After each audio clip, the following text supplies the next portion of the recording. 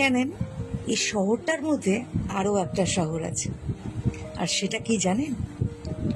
যারা ধরতে পেরেছেন তারা সঠিক ধরেছেন, মনের শহর। আসলে মনের মধ্যে আমরা যদি একটা ছোট্ট করে শহর তৈরি করে ফেলতে পারি, একটা শহর সাজিয়ে ফেলতে পারি না, তখন আর নিজেদেরকে একা মনে হয় না। আপনি কোথায় একা? আপনি তো আপনার সাথে পরিপূর্ণ।